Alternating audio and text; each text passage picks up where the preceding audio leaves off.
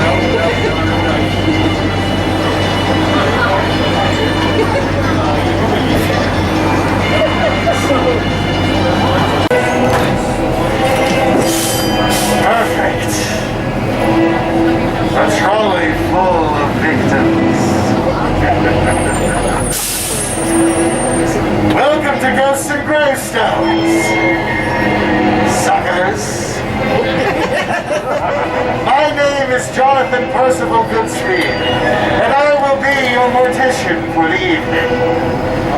You see, it was once my job to prepare the bodies of Boston's dead for their final journey to the burial grounds.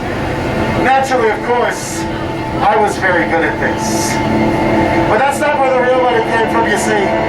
Now, the real money was found not so much in preparing the bodies as in selling them.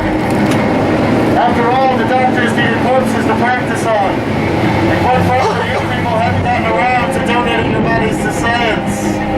Thus, enter the resurrection men. We were the ones who could bring the dead back from the grave.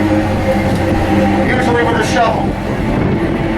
But as a mortician, finding a dead body isn't all that difficult. Just open up the back room and see who's in stock. I was able to give the doctors all the corpses they could ever want. And they got a lot of practice. So much, in fact, the death rate actually started to go down. You're welcome. But with the decline in the death rates came a decline in my profit margins. And we can't be having that, now can we? So probably won't surprise you to learn that I may have headed out onto the streets of Boston late at night to manufacture additional inventory. That means I killed people. So to make sure you were paying attention. Now on the one hand, I am very good at killing people. On the other, not quite so good at getting rid of the evidence. So after about 11 victims or so, people kind of figured it out. And they formed a lovely little vigilante mob to come on over and beat me to death. Not exactly my idea of a good time, but no one ever asked the Pagana how the party went. So, there I was. Stone dead and somewhere a hell of a lot warmer than I was hoping for. Fortunately, the big boss man downstairs is quite the fan of my work, so we came to a little agreement. He would send me back up here to the mortal realm, and in exchange I would send him the souls I collected while I was here. Seemed like a good idea at the time. Unfortunately, I didn't pay too close attention to the fine print.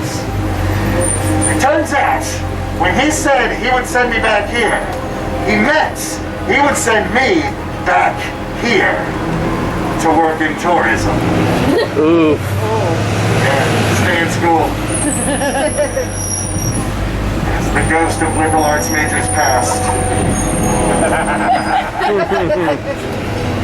Anyway, where was I? Ah, yes. Time to get started. Now, throughout this evening, we will be taking you to all sorts of strange and bizarre places, but there's perhaps no stranger than the place where this tour is going to start. You see, my first story starts in a place even I dare not go. France. I got cholesterol problems. Now, the French Navy once had a warship called the Berceau, and there's a very good reason I'm talking about it in the past tense, because it's 200 years ago. But also, because the Berceau ran afoul of some American privateers. That's pirates licensed by the U.S. government, or as they're now called, student loan companies. Some of you are laughing from different reasons than others. Now the privateers snuck up on the Briseau, waving a flag that seemed friendly, until suddenly they dropped it, raised the Jolly Roger, and unloaded a barrage of cannonballs. Just so happens, one of those cannons struck the Briseau directly in the powder magazine. And I think you've all seen enough movies to know what happens when you shoot the gunpowder. It's Michael Bay time. Massive explosion tore the Briseau apart. Sadly, not all the sailors died in the blast. Some of them got to drown in the Atlantic Ocean as the privateers looted what they could and then just sailed off. Of course, of everyone on board drowned or blew up, one of them was rescued. A beautiful woman with jet black hair, ruby red lips, sparkling blue eyes, and a huge personality. And skin the color of fine walnuts. Because that's what she was made out of. She was woman. The figurehead of the Briseau, a lovely woman, fished out of the ocean. They just kind of found her bobbing up and down on the waves and figured, yeah, nice trophy. So they fished her out, they brought her back home, they sold her to some shipwrights. Now the shipwrights had just finished a lovely schooner called Caroline. Caroline needed a figurehead, so up she went. Newly fitted with her figurehead, the Caroline was sent out on her maiden voyage, in the midst of which she ran around on the rocks, spilling all her cargo and killing all her crew. But when the salvagers arrived to salvage what they could from the wreck, they found the figurehead bobbing up and down on the waves without a scratch on her. So they fished her out of the water, sold her to some shipwrights, who had just finished a lovely square-rigged merchant vessel called Maritana, who needed a figurehead. So up she went. The figurehead, now known as Lady Maritana, led her ship on the transatlantic crossings, and eventually, on a journey from Liverpool, England to Boston, Massachusetts, she made it almost all the way, but close only counts in shaving and hand grenades. She ran aground on the rocks, the treacherous shoals known as Shag Rocks, just off of Boston Light, near the mouth of the harbor. In the middle of the storm, the Maritana beached herself on the jagged shoals, and for the next 6 hours, the waves mercilessly pounded away on the hull, until suddenly, the ship cracked in half directly beneath the feet of the captain, who plummeted between the two halves of his stricken vessel, never to be seen again. 33 people went into the water that night. 9 came out. 10 if you count Lady Maritana, who was found the next morning bobbing up and down on the waves without a scratch on her. Well, they decided the wreck of the Maritana needed a memorial, and what better than the figurehead of the Maritana itself. So they placed Lady Maritana on the front of the Lincoln Wharf building, which 3 days later caught fire, burned to ashes, and fell into the harbor. Oh my. 20 minutes later, Lady Maritana was found bobbing up and down on the waves without a scratch on her. Are you noticing a pattern? Then you're smarter than we were. Lady Maritana's next destination was the Old State House. But, go figure, the politicians couldn't agree on what to do with her. They wanted her displayed, but they couldn't agree on where, and so eventually they just gave up and left her in the basement. And they learned a very important lesson. Don't ignore the ladies. When the Old State House burst into flames. When the fire was finally extinguished, they went down to the basement and they found where the fire had started. A brick wall blackened by smoke, scorched by the flames, and even melted from the intense heat. With Lady Maritana leaning against it, not a mark on her perfect carved floor. And I know you're thinking, we definitely got rid of her this time, right? Not only did we not, we didn't even move her. She's still in the Old State House to this day. Hopefully, people are at least paying her some attention this time. But now, we have arrived at our first graveyard. Now I do believe you have been assigned team numbers. So team 1, come with me. Team 2, sit tight. Over there.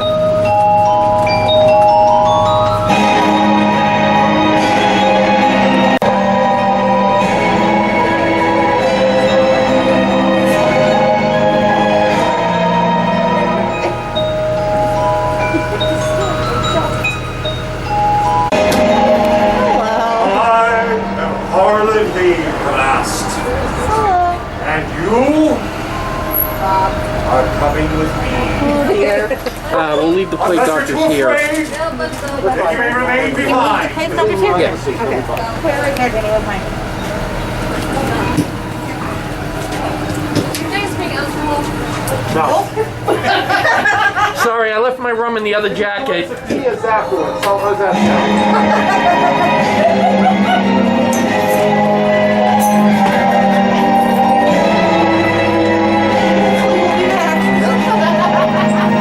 We shall return, we hope.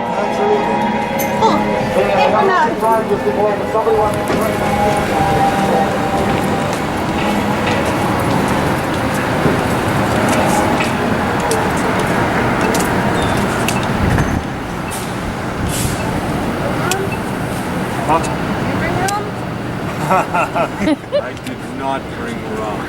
Did you bring rum? I wish I would. Should have brought rum. Shoulda, woulda, There's coulda. a good tiki bar on State Street. Oh, okay, done. Perfect. Here we go. It's You funny. didn't prepare I beforehand? No.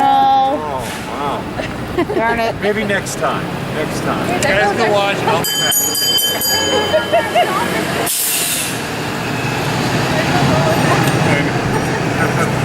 Oh well, you're with us now. Good. And there's a delightful graveyard ahead.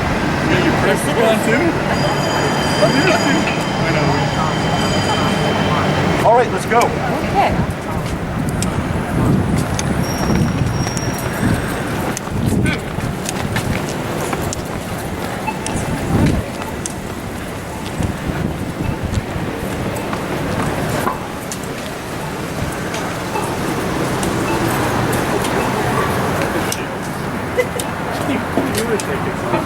What, rum?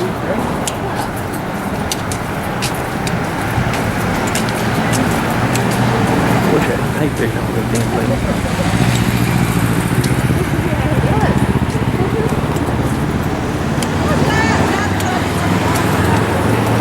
That's why you took notes. That's on our mission.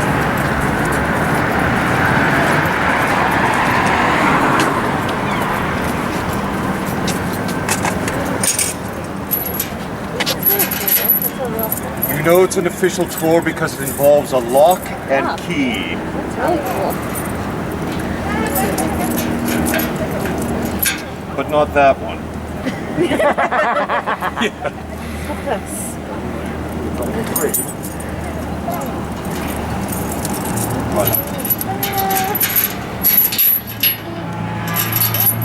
You may enter the burying yard. Don't go too far. You may get buried.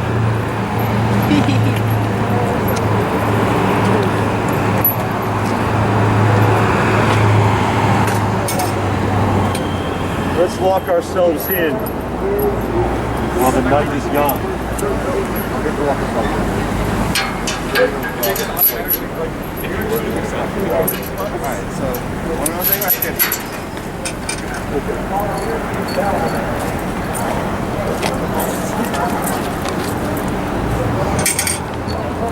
Welcome, welcome, welcome, welcome to King's Chapel Burying Yard, consecrated in 1630, making this the oldest official burying yard in Boston.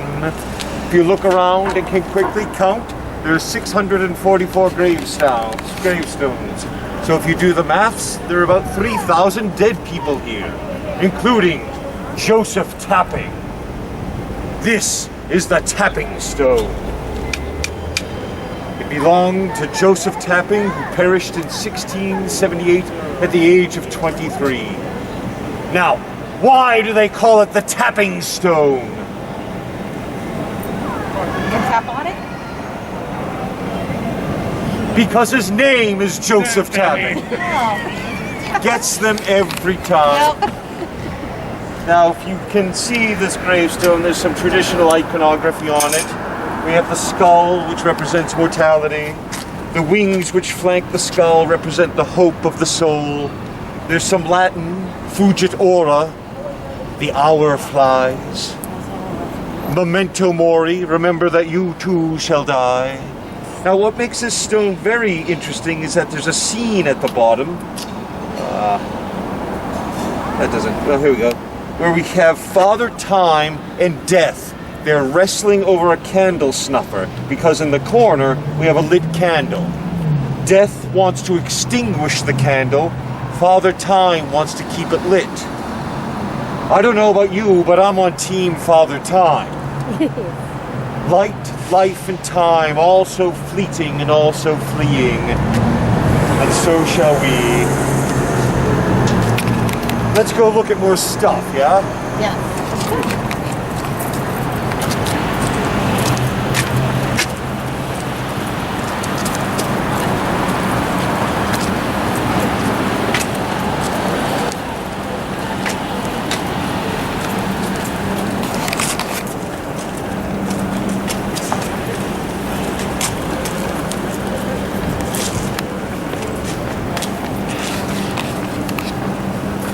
This is the tunnel to hell.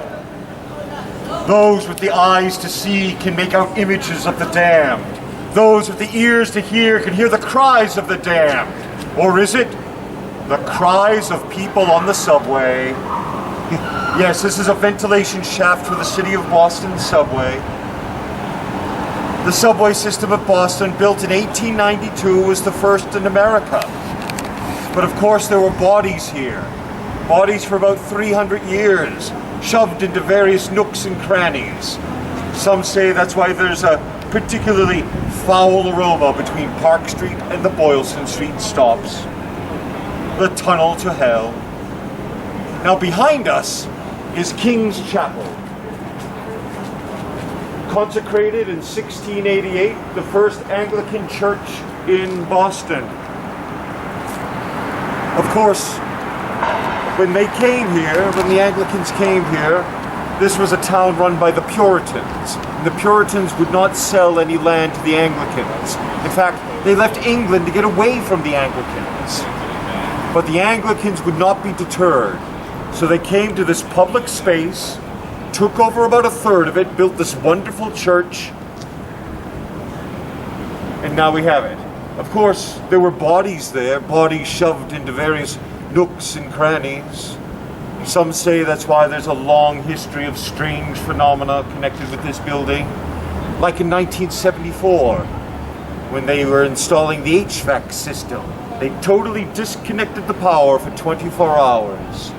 Yet at midnight, the lights went on in the sanctuary, and at dawn, they went off. Now below the sanctuary there's a crypt, and in that crypt there's 21 tombs. One of those tombs is a thing called the Stranger's Tomb. Buried in the Stranger's Tomb is the Chevalier de Saint-Sauveur. The Chevalier de Saint-Sauveur was a Frenchman. He was a French nobleman who came here to help during the early days of the American Revolution. During the early days of the Revolution, we had an uneasy alliance with the French. Some blunders were made, poor communication. The French were here in Boston, and a lot of the locals didn't know if they were with us or against us. The French sailors, they even set up a bakery in the North End to make bread to survive. This led to a bread riot because the locals didn't know if they were with us or against us. The Chevalier de Saint-Sauveur, this French nobleman, a knight, was killed in a bread riot. Très français, n'est-ce pas? Incroyable! Killed over a baguette. Now, this was a very embarrassing situation for the local government. To try to make it right with our new French allies, we said, hey, what if we promise him a Catholic burial, Catholic funeral, and a monument? The French were like, d'accord, c'est une bonne idée, you do that, we're good. Of course, at the time, there were no Catholic churches. So the local government made a deal with the Anglicans. They said, okay, you can do that, but it has to be a secret service at night. So they do the secret Catholic burial, bury him in the Stranger's Tomb. However, the monument, there it is behind us, that wonderful, wonderful office. Now, he was killed in 1775. That was delivered in 1917. Now, that's a lot of red tape. Let's go look at more stuff.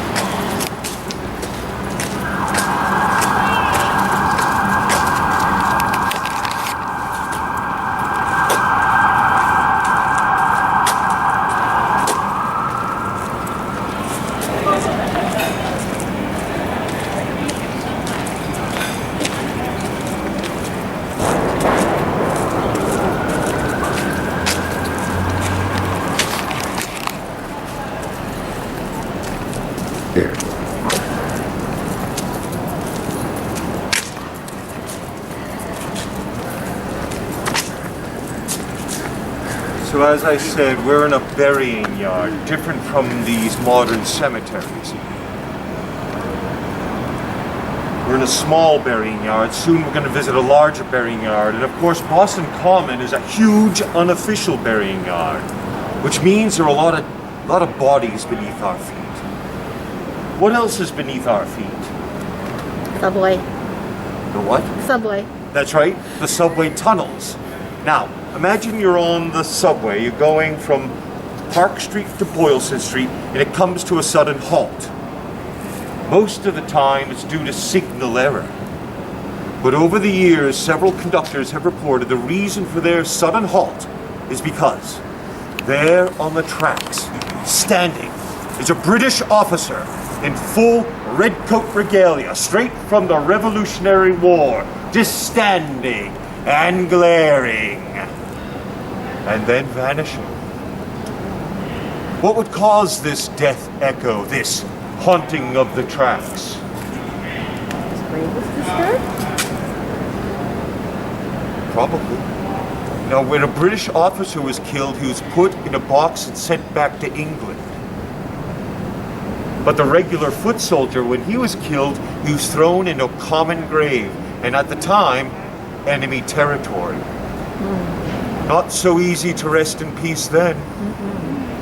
Now, as I said, we're in a burying yard.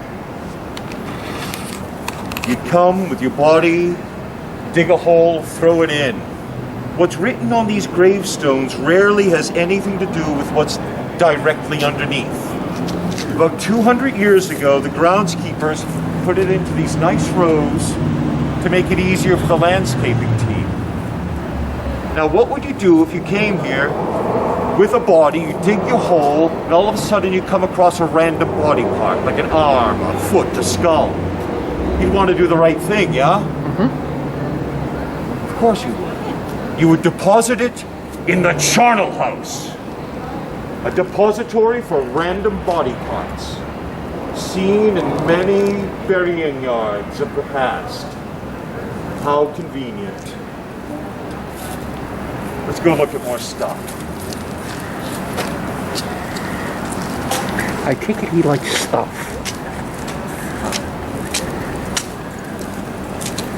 This is quite interesting, actually. Also, you should be turning it off and on when we're walking too today. Why? I'm watching him walk, honey. Right. By the thing, you know you can't have it on for too long. You have to edit a lot. Honey, it's fine. Stop.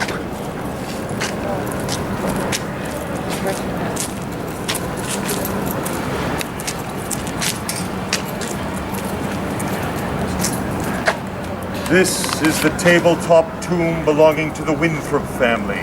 The Winthrops were among the first blue-blooded Puritans to make their way to the New World.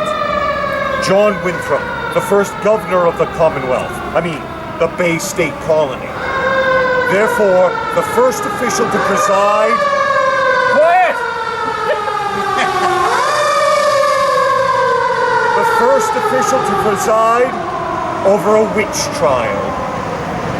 Did you know Boston had witch trials before Salem? case of Margaret Jones of Charlestown. Margaret Jones was a well-known, well-liked woman, known for healing concoctions. She knew how roots, herbs, and berries worked. But this was the time of black magic, and according to the Puritans, if there was a bad case of crops, too many cases of pox, too much bad weather, something or someone had to be blamed. And when the whispers of Margaret Jones's healing concoctions landed on the puritanical ears of the magistrate, she was arrested. She was taken to a cell, stripped of her clothes, and searched. Why? They were looking for signs of the devil. Warts, birthmarks, moles, scars, volcanoes of pus. Something to show her allegiance with the horned one. But there was nothing there. Determined to make a case, they brought in the Witchfinder General. And the Witchfinder General set up a witch watch. What is a witch watch? A witch watch is when you watch a woman sitting in a cell for 24 hours to see if she exhibits any strange behavior. According to the testimony of the Witchfinder General, during this witch watch, Margaret Jones manifested a baby in her lap. And after a short spell of time, it vanished. This story was good enough for the court of John Winthrop. She was declared a witch, taken to the Boston Common, just down the hill, and hanged. When her neck snapped, a great wind tore through the land. The gray sky turned black. A wicked wind whipped up and tore the roofs off the nearby buildings. Waitstill Winthrop, another fine Winthropian. He was one of the 3 judges during the Salem witch trials. Of the 3 judges, 2 died horribly. The one who did not, he had recanted. He regretted his decision about those poor women of Salem. Waitstill, he suffered a stroke of apoplexy. Basically, his organs exploded on the inside. On his deathbed and in great pain, a holy man came to visit him. The holy man, hearing his final words, he urged him. He said, Waitstill, please recant what you said about those poor women of Salem. Waitstill would not. He turned to the holy man and said, You would have me look like a monkey. Those vile crones were lower than dogs.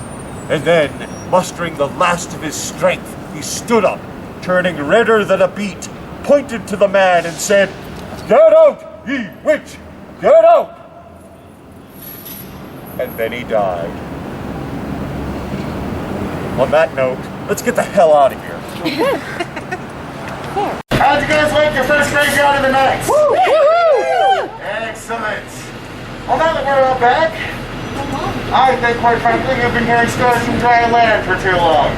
Back to the ocean with you. Now, this next bit is going to be a little bit of history for you. And if we're talking history, that can only mean one thing.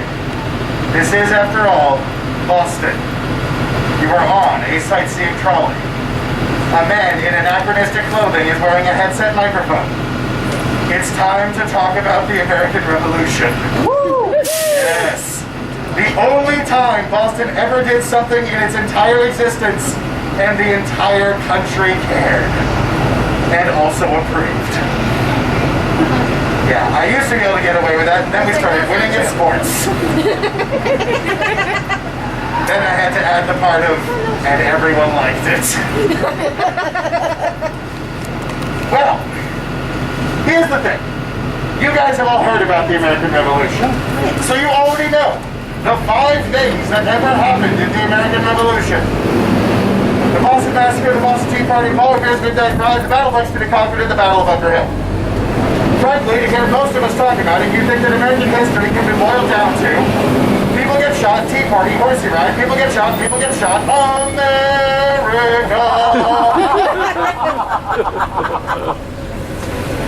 Yeah.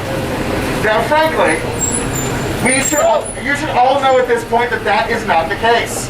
For starters, did anything I just mentioned come up in Hamilton? No. No. Did anything I just mentioned involved George Washington. No! So clearly more happened. But these are the 5 things that ever happened in Boston. We kind of casted our chips early. Except there was more than 5 things that happened in Boston in the Revolution. There were 6. But the 6th thing doesn't really make us look very good, so it doesn't get mentioned by the buckled shoes triangular hat crowd. Luckily, my shoes lace up and I look bad in hats. So I'll tell you about thing 6. The evacuation of Boston, March 17th, 1776. Boston had been under siege pretty much since the Battle of Bunker Hill. George Washington had moved in his soldiers, and they were surrounding the city of Boston as best they could. Bearing in mind that Boston at the time looked like this. A fist. Basically a really narrow piece of land coming out to a really round space. Boston was practically an island. George Washington only had riflemen. This was a siege in name only. Only one side even knew it was participating. It wasn't so much a battle tactic as it was angry camping. Luckily, Ethan Allen showed up to give George Washington a new leather sectional. And along the way, stopped by Fort Ticonderoga and stole like 40 cannons, which he also gave to George Washington, thinking this will probably turn this into an actual siege. George said, 40 cannons is good, but you know what's better than 40 cannons? 100 cannons. Ethan Allen said, George, heavy artillery doesn't grow on trees. And George said, bet. The colonial militias cut down 60 trees, painted the logs black, and then just pretended really hard that they were cannons. And that worked. Wow. On March 17th, 1776, the British Army evacuated, surrendering to a heavily armed forest. Well, now we know. Now, that's where most people will stop telling you this story. But the evacuation didn't exactly go off without a hitch. See, George Washington knew that evacuations were often covers for either setting a city on fire or creating a blockade. Boston was vulnerable to both, as it was made of wood and had a very narrow harbor entrance. So he sent some of his men out to the Long Island Battery, a fortress armed with 26 cannons, to fire warning shots at the evacuating ships so that they would not set Boston on fire or blockade the harbor. Now this did work, but no one he sent out there had artillery experience, and the last thing you want to do when firing artillery near civilians is guess. This is where this narrative is about to go sideways. You see, out on the deck of one of those evacuating vessels was a pair of young newlyweds named William and Mary Burton. As they stood looking over the railing at the ship, not at the ship, at the city. They were on the ship.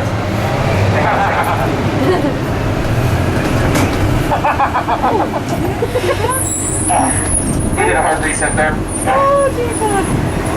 As they stood on the railing, looking back at the city they had hoped to call their home, receding in the distance, a cannonball came screaming out of the sky and slammed to the deck right between the two of them. William picked himself up immediately afterwards and realized that he was fine.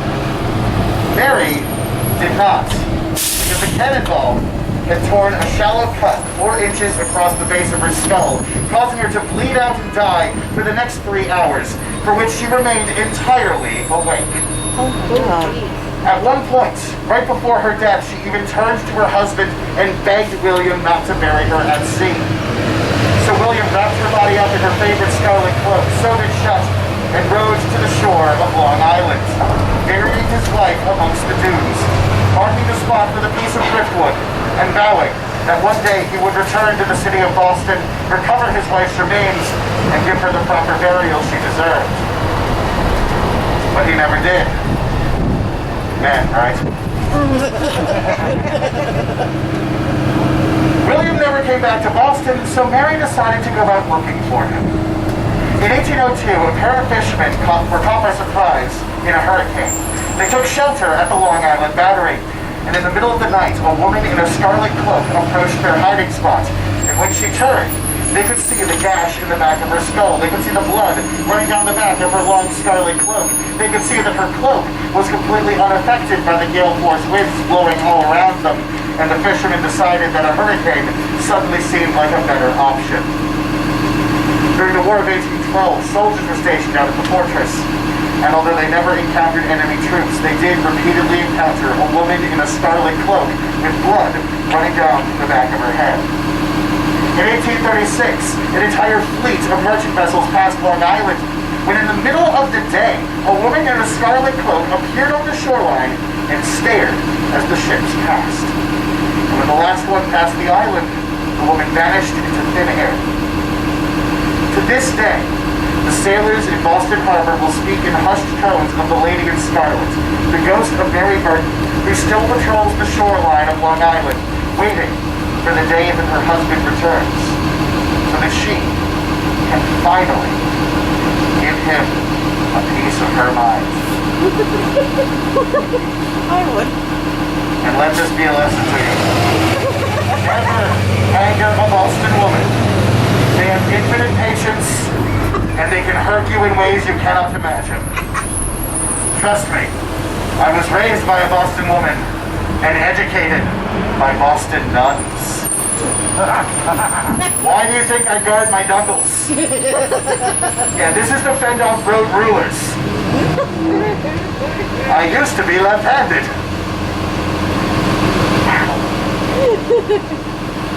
Still hurts. Now just up ahead here, if you look through the front windows, you will see Charles Street. One of the nicest places you can go in Boston without a credit check. Seems an odd place that'll let in somebody like me.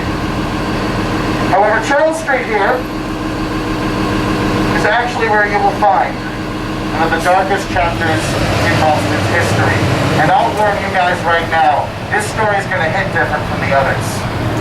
For starters, this one doesn't have the kind of happy ending you've gotten used to by now. But also, this one is still within living memory.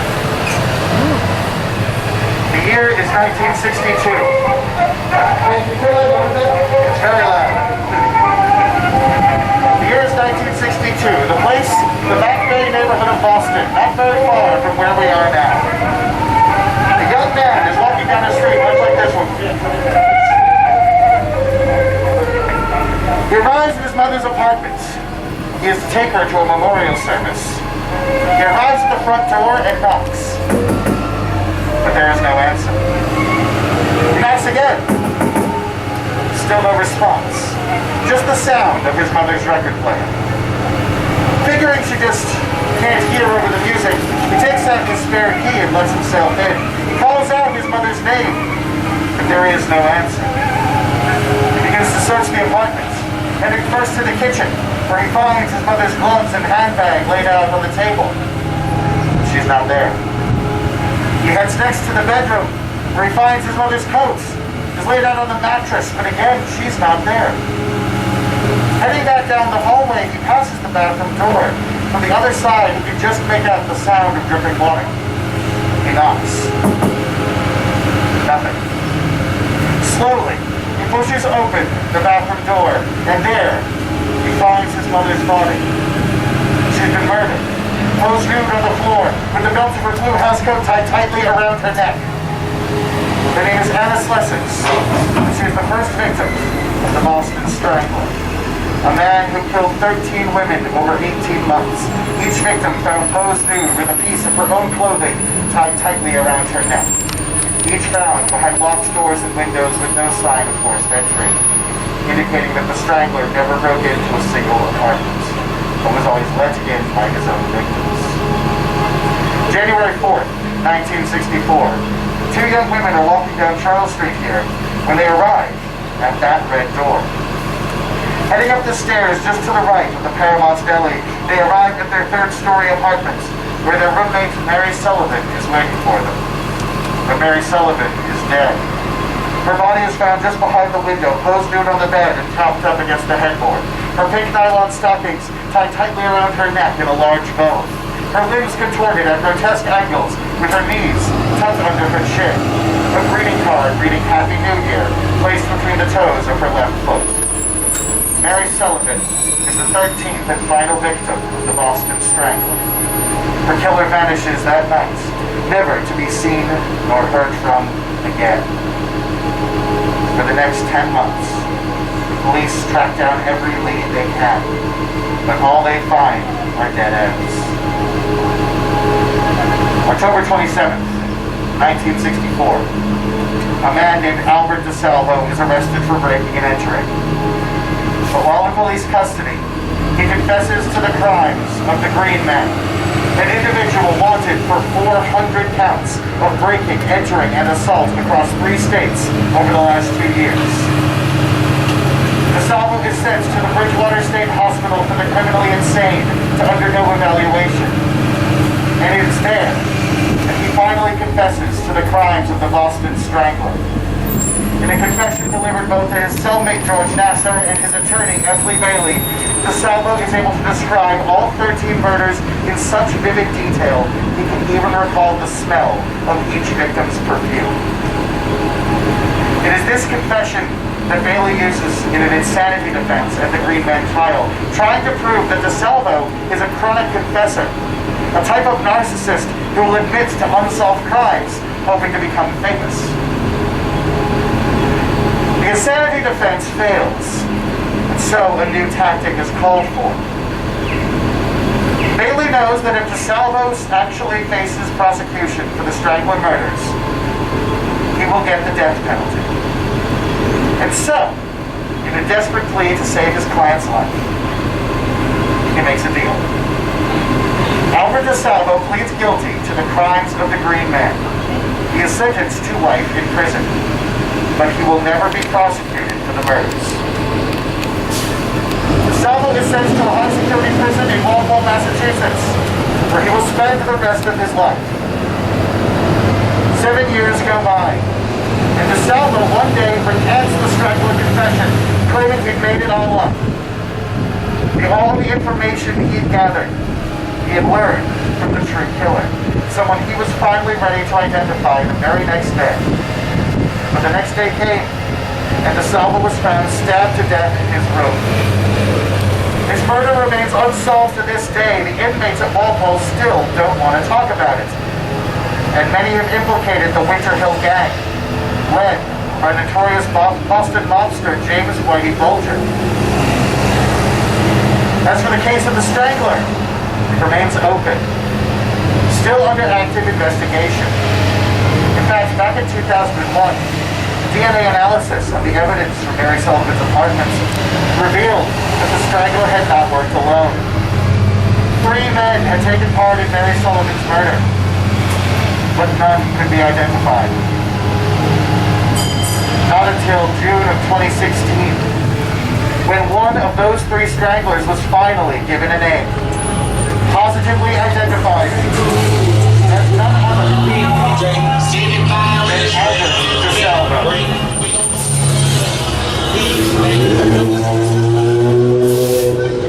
So having positively identified one of the stranglers as DeSalvo himself, this leaves the other 2. The problem is, in the last 4 years, we have made no more progress. The other 2 stranglers are still out there somewhere. And bear in mind, all of this knowledge comes from just one of 13 crime scenes. There may be more we still don't know about.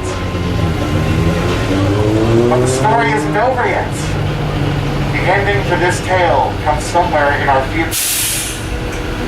Even I don't know how it's going to turn out. So this story comes with no conclusion, and thus no closure. But I can tell you this. It might not help much, but if you do happen to encounter one of these killers, we believe that the best way you can protect yourself is to kick his walker out from underneath him because the guy's 95 years old. See right there?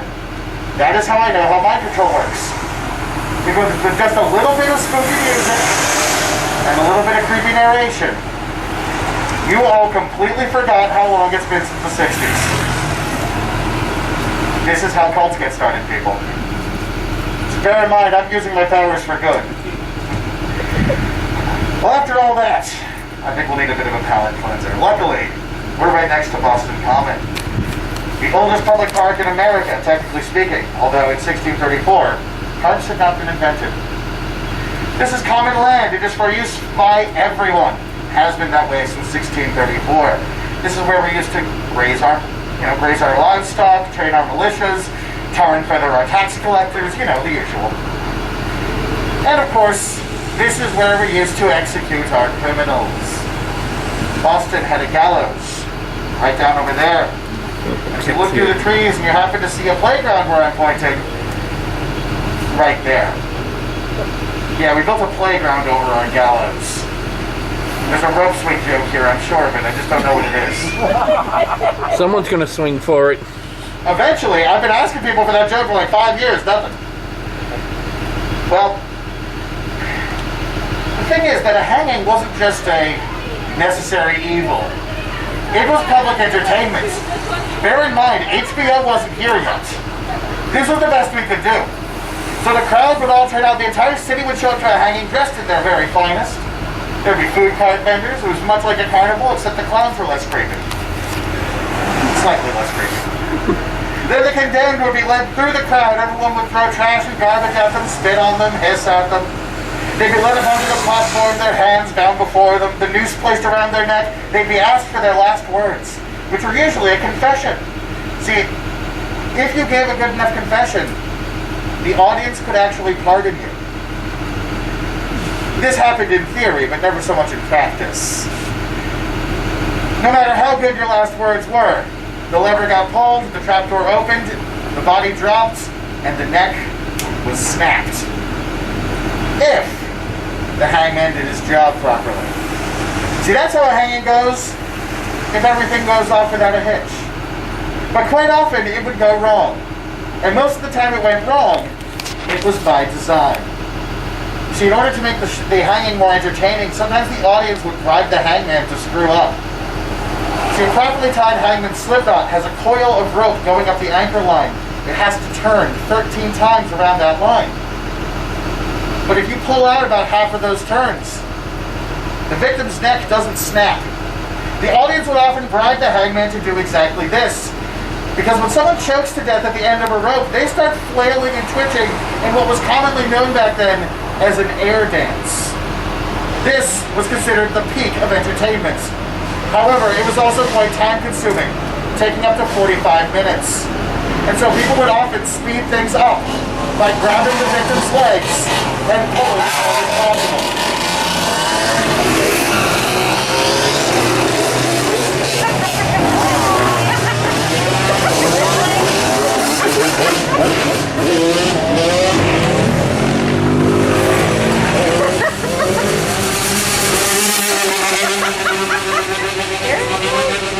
If you have ever wondered what the sound of overcompensating is, now, there was a method. There was a thing you could do with hangings that would give you a good show, but it also wouldn't take all day. You could bribe the hangman to add turns to his rope. Now, instead of a slow suffocation at the end of the line, the guy died immediately when the rope ripped his head off. And got going into the audience. Come on! Alright, one of those motorcycles is clearly farting. It's like, two of those are fueled by gas, one of those is fueled by Taco Bell. Well, once the victim was dead, no matter which method of hanging they got, the same thing would end up happening to them. They would be left on display, usually until they were, well, officially until they were thrown into the Charles River, but more often, the body would be stolen by those closest to them and given a burial on Boston Common. One of the many reasons why this park is in fact the largest unmarked burial ground in New England, with somewhere between 20 and 40,000 bodies. Think about that next time you head out there for a little picnic. Unfortunately, with this graveyard being, of course, unmarked, there is nothing to see. So, it's very boring. Ben, why don't we move on to our next destination, shall we?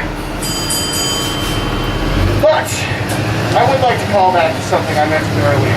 A properly tied magnet's noose has 13 turns in that rope coil. This is actually believed to be one of the reasons why the number 13 is considered so unlucky. Now, of course, there are many reasons, and I've heard quite a few of them. But I think my personal favorite is the tale of the Last Supper. In the stories of the Bible, there is the Last Supper, in which Jesus and the apostles sit down for a feast, right before Jesus is betrayed. But Jesus and 12 apostles is 13 people. And the last person to sit was Judas Iscariot. Now that's interesting enough on its own, but it gets a little weirder. The Vikings had an almost identical story. 13 Aesir, 13 Norse gods sat down to a feast where one was betrayed. The last to sit was Loki Laufeyson, the god of chaos and trickery. The bad guy from Avengers and the good guy from Infinity War. Let's talk about the god of chaos. But this is where things get full yarns and pushed in on a bulletin board crazy. Loki and Judas have the same length name. Judas Iscariot, Loki Laufeyson, 13 letters each. Oh, wow. Whoa. A trait shared with people such as Charles Manson, Theodore Bundy, John Wayne Gacy, Jeffrey Dahmer. Oh, wow. Oh, it gets better. Freddy Krueger, Jason Voorhees, Michael Myers, and the pièce de résistance, Alex Rodriguez. And I'm willing to wager some of you. And while you all decide to count out how many letters are in your names, we're going to head out to our next destination. And since I've already inflicted my personality on Team 1, I think this time I'll take Team 2. Team 2, come with me. Team 1, you go. Wait a minute. Yeah, anyone who drives in Boston knows how annoying it is, all these one-way streets. It takes us half an hour to turn the corner. Huzzah. Yay.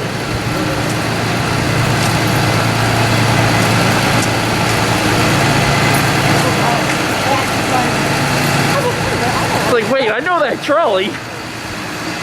That's another stuff.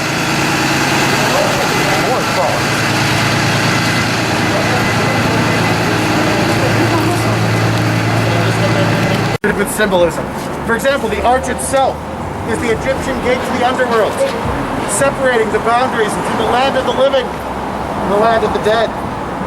To either side, the flame of life. You'll notice that the flame is inverted because it's being put out. Directly above me, the golden snitch. It's actually Ra, the sun god. It was his job to carry the sun across the sky, but also something that most people don't know about Egyptian mythology, the sun didn't set at night. The god of the sun died and would be reborn at dawn. He passed through the entire underworld every night. And so, on his journey, he would pick up the souls of those who died that day and then drop them off in their designated afterlife destination. It was kind of like a dead guy Uber. I would say so. Everything else is Ah! Come on in. After all that talk about ancient Egyptian mythology, it's time to talk about dead white guys.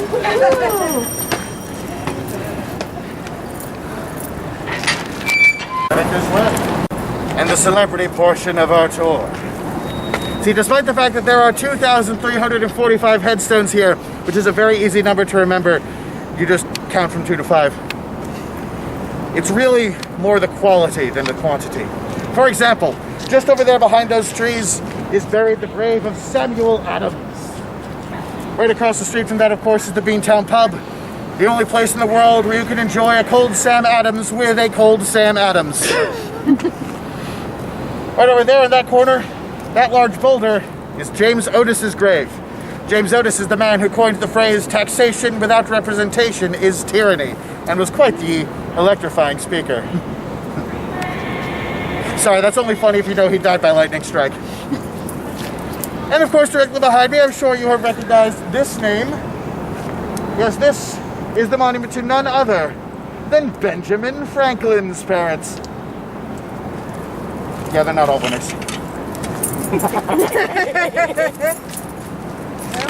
All know, sing along if you know the words.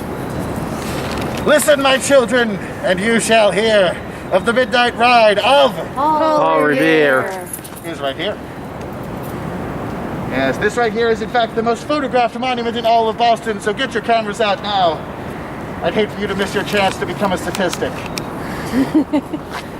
Though I should warn you, this monument is very photogenic, but it's not where Paul's buried.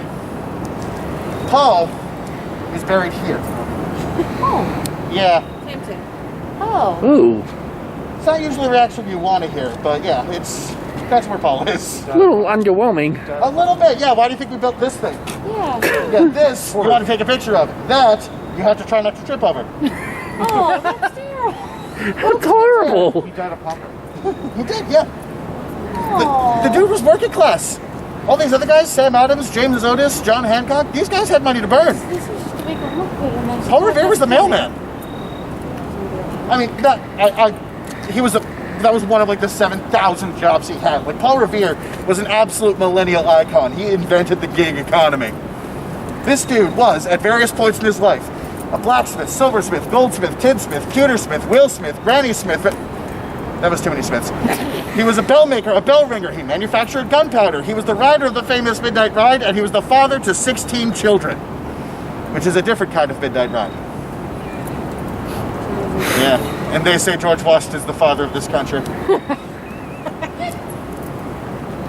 Paul Revere, of course, is best known for the Midnight Ride, mostly because of a little poem that fails to mention most of the people involved in the Midnight Ride, and also gets a lot of the details wrong. Like, for example, those lanterns hung at the Old North Church, not only did Paul not see them, he was the one who told the guy how many lanterns to hang. He wasn't waiting for a signal. The signal wasn't for him.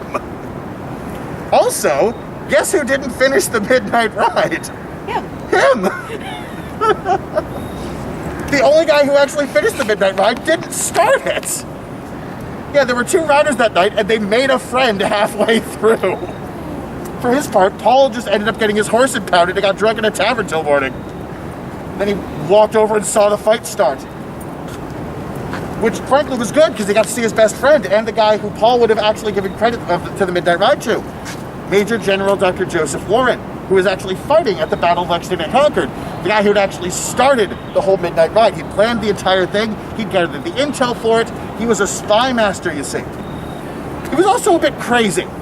See, at the Battle of Lexington and Concord, once the shot heard round the world was fired, he threw his hand up in the air and said, "I am a private till the end of the fight." Grabbed his gun, ran to the front lines, and went all the way back to Boston shooting redcoats as he went.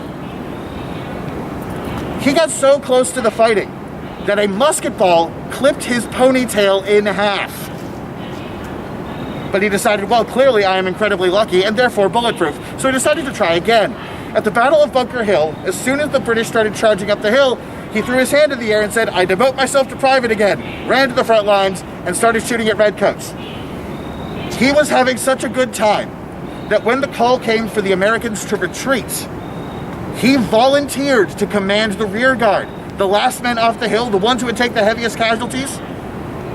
And in that action, he was shot right between the eyes.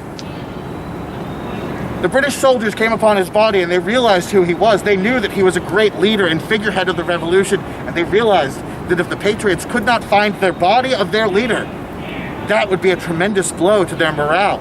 It might even stop the entire war. So, the British soldiers mutilated the corpse of Major General Warren with their bayonets. They threw him to the bottom of a mass grave, covered him up with all the other dead rebels, and left them there to rot in a shallow grave, unmarked and unremembered, forgetting apparently that Paul Revere was still alive.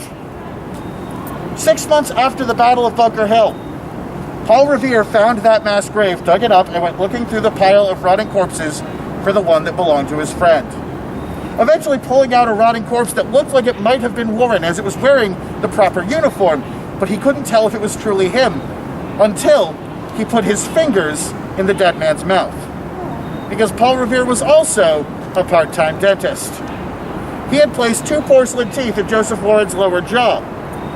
And upon reaching in, he found them exactly where he knew they would be, identifying his friend by dental records. Warren was laid to rest right here in the old granary burial ground by Paul Revere himself. But long after Revere himself joined this graveyard, Joseph Warren's body was moved several times. He now rests at the Forest Hill Cemetery in Jamaica Plain, although occasionally, when people take pictures of the grave, if they actually get the headstone, they can sometimes also get the ghost of Joseph Warren, returning to the site, visiting Paul Revere, and thanking his old friend, continuing Boston's oldest bromance.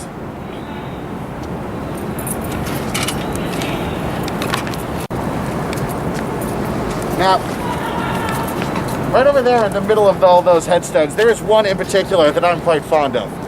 Not because of who it is, because clearly he's not that important. He's in the middle of a pile of headstones. His name is Captain John DeCoster. And what makes DeCoster so special is the poem carved upon his headstone. A poem known as an epitaph. And it is probably one of the best epitaphs in Boston at the time. It was certainly the most popular. Are you ready to hear the 19th century version of Live, Laugh, Love? Stop here, my friends, and cast an eye. As you are now, so once was I. As I am now, so must you be. Prepare for death and follow me. Not bad, huh? Very good. Yeah. I imagine that would look really great on like a tea towel. The thing is, this was actually the most popular epitaph of the day. You couldn't go 10 feet in a graveyard without seeing it. This did create some problems, you see, because that last line, prepare for death and follow me, what that basically means is, I lived my life perfectly, thus I got into heaven. Live like me, you get into heaven. Now, I'm sure you can think of plenty of people who actually deserve this. But I'll bet it's much more fun for you to imagine all the people that don't. Now, I want you to imagine one of those people that doesn't. They die. I'll give you a minute to laugh. And then, now that they're dead, they get a headstone with that poem on it in the end. Prepare for death and follow me. How do you feel about that guy getting that message? Not great. Do you feel bad enough to say, vandalize the headstone? Or perhaps, at the very least, post something snarky on Instagram? Okay. Well, Instagram didn't exist back then, so when this happened, we actually did vandalize the headstones. Usually to modify the poem. And I think the best example of this is someone who added 2 lines to the end of it. To follow you, I'm not content, until I know which way you went. Ooh. Now, there's a lot of great epitaphs out there. Personally, some of my favorites. Well, the great actor Jack Lemmon turned his headstone into a marquee. It just said, Jack Lemmon in... And then that's just his grave. Jack Lemmon in the ground. Rodney Dangerfield, a comedian who always made himself the butt of every joke. His headstone says, there goes the neighborhood. But I think the best message ever put on a headstone, that honor goes to Thomas Connolly of New Hampshire, whose headstone has a 6-word message. I told you I was sick. Oh. I mean, let's be honest. You can't argue with a classic. No. No. This graveyard, you have seen all these standard graveyard features. Headstones, epitaphs, tombs, monuments. But there is one feature this graveyard has that I've never seen in another burial ground before. This graveyard has a library. Yeah, that brick building in the back with the street lamp on it, that is not just any library, but the Boston Athenaeum, the oldest continuously operating private library in the entire country. Lots of rare and unique books back then. There's some of them owned by George Washington himself. One of them is the oldest surviving copy of the Scarlet Letter. Nathaniel Hawthorne was a member of that library. Now, by show of hands, Who here has read Scarlet Letter? And who here has done so voluntarily? Nerd. I know, right? Pot, meat, kettle. Yep. But there's another story back there, another book that I think is even better. This book is called The Highwayman, and it's written by a man that we're pretty sure is called James Walton. See, he was a bandit, a highwayman. He had aliases, and in fact, the book lists 3 of them. James Walton, alias James Allen, alias Burley Grove, which is weird, because that last name is actually the name I used to dance under in college. But James Walton would rob people on the side of a highway, specifically the Old Salem Turnpike. He would hide behind a tree and wait for travelers to pass by in the cover of darkness. When they did, he would leap from cover, pistols drawn, yelling, "Stand and deliver," which means give me your money or I'll shoot you in the face. Well, one night, a man named John Finno Jr. came riding down the Old Salem Turnpike. Walton leapt from cover, pistols drawn, "Stand and deliver." But John Finno Jr. actually tried to fight James. The first edition is given to none other than John Finno Jr. The book is bound in the finest quality leather, with a gold bookplate on the front cover, reading not with the title, but with a message in Latin. Hic liber cute compactis Waltonis est. This book is bound in the skin of Walton. See, after Walton's death, the medical students got his body and, per his request, removed a large piece of skin from his back. They took that skin down to the Old Corner bookstore on School Street, which is now a Chipotle. Fun facts for all of you. Well, that skin was tanned like any other piece of animal hide. It was turned into leather. It was used to bind the first copy of The Highwayman. It was given to John Finno Jr., who kept it until the day he died. Frankly, I don't blame him. Who doesn't love a good skin book? But after Finno's death, the book was given to the Boston Athenaeum and remains there to this day. Anyone who goes in can still see it, although I should warn you not to pick it up, because it is kind of a hairy read. I mean, it is quite a tremendous body of work, though. It's quite a fascinating backstory. Yes. Yeah, I know, that last one was a bit rough. You don't need to laugh at all my jokes, alright? There's no skin off my back. No one expects the 4th punch. Excellent. And now we're all safely back on board. So, let's carry on, shall we? Now, up ahead in the distance there, just on the other side of the crosswalk, are 2 very important things to point out. First, on your left-hand side, you will see your own path. Hey, look, it's us 45 minutes ago. And on your right, you will see the Omni Parker House Hotel. Most famous nowadays for being the home of the Boston Cream Pie, which I am a big fan of. That works on multiple levels. But most notably for this journey, that is the most haunted hotel in all of Boston. And one of the most haunted hotels in the entire country. There's a lot of weird stuff that goes on in there. For example, up on the 2nd floor, the mezzanine level, there's a very large mirror that once belonged to the man who wrote the most famous ghost story ever told, A Christmas Carol. There's 4 ghosts in that story, it totally counts. 5 if you go by the Muppets version. It's too marvelous. Well, Charles Dickens actually stayed in the Omni as often as possible. He actually apparently wrote part of Christmas Carol while staying there. But perhaps more importantly, it's the thrill ride section of the tour. Brought to you courtesy of Boston's construction season. In fact, if you look out on your right, you will see our official state flower, the orange cone. Yeah. You hear about New England weather, what you don't hear about is Boston's seasons. We only have 2, winter and construction. Yes. And they both make driving difficult. He's not wrong. Charles Dickens stayed at the Omni Parker House for 6 straight months, practicing his rendition of Christmas Carol into his mirror for hours a day. Because Charles Dickens was about to put on the best dramatic reading ever. Dramatic readings were basically what happened before audiobooks were invented. The author would go out on stage and read his story to you. But often this was more or less very dry narration. Dickens wanted to improve this by acting out all the parts. So he spent 6 months practicing theater.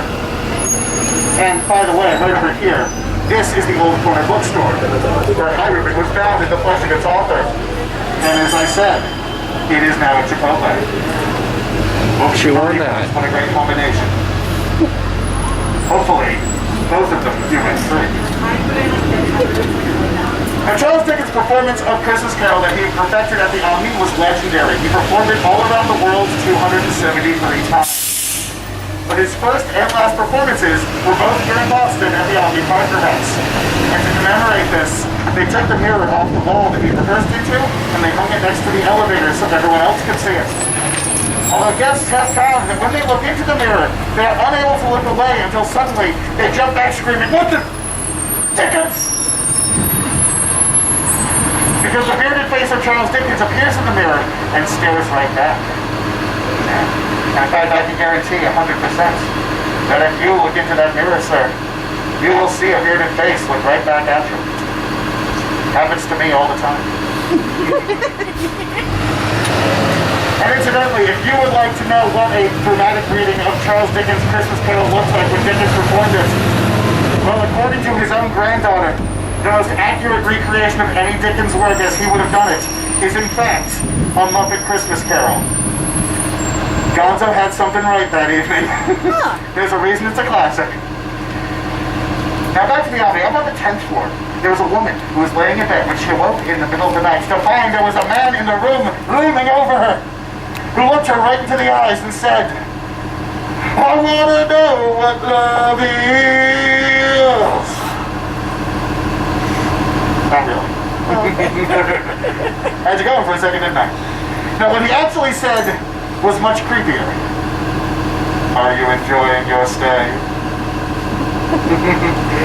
Yeah, it turns out he was actually the old owner of the hotel, the founder, in fact, Mr. Harvey Parker. Now, Harvey had been dead for over 100 years, but he is still showing up at work. And it probably won't surprise you to learn that in life he was well known as a notorious micromanager. I just watched everyone who's recently worked in retail just get a shiver up their spine. Now, honestly, I could go on and on about this hotel. Frankly, I am going on and on about this hotel. But I do have one more story about it that I think you guys will really like. The story of the Omni's most haunted room, 303. That is where, back in 1949, a very depressed traveling tobacco salesman checked in order to check out. But first, he threw himself a party, inviting his 2 best friends in the entire world, Mr. Jack Daniels and Miss Barb Viduit.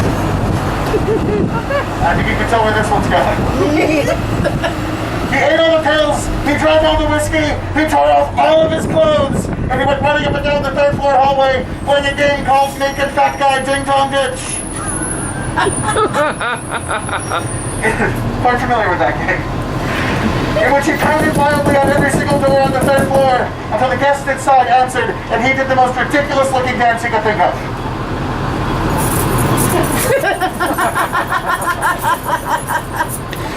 I'm so glad that's on film.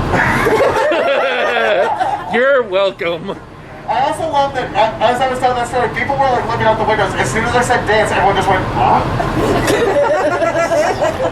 I know how to draw attention. Anyway, security gets called. They show up on the 3rd floor where they find the guy in the hallway doing his best impersonation of a banana tree. They catch him, they walk him back into 303 where he punches himself out and dies face down on the floor. The next day they go in, they get rid of his body, they clean up the mess he left behind, but they never check him out of the room. So he is still there. And he is still drunk. And he is still naked. Waiting for that other shoe to drop, I can tell. You know, room 303 is actually the Omni's most popular room. It can be really hard to get a reservation for that space. Frankly, I don't blame him. 3 floors.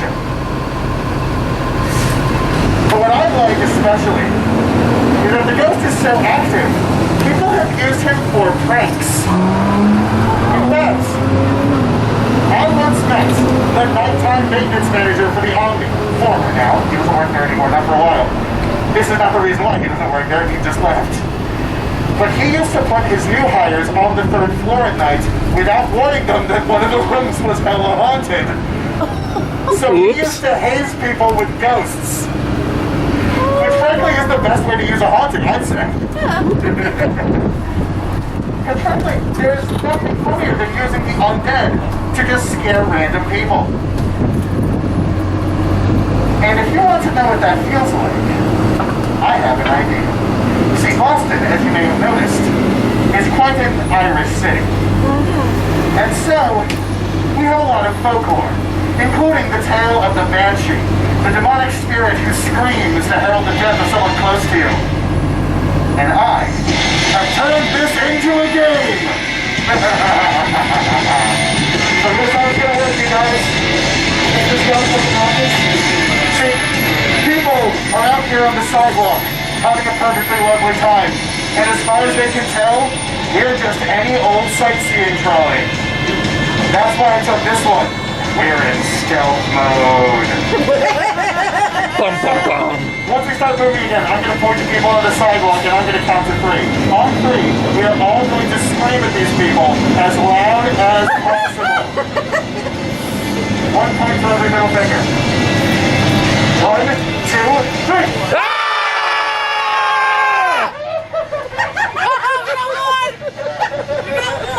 One point. I'm sorry, sir, is that how many points you have, or you're like you? Oh, that was great! 1, 2, 3. You can't be mad for wearing the black pants, you're fine. No one can tell you but yourself. The worst part is I have all of this on tape. Red light. Oh, red light. These guys get rid of red light. These doors don't lock. People don't have warning in my ass. That would not be fun.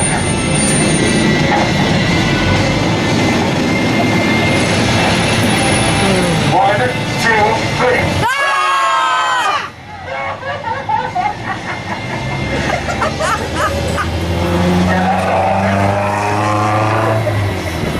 Alright guys.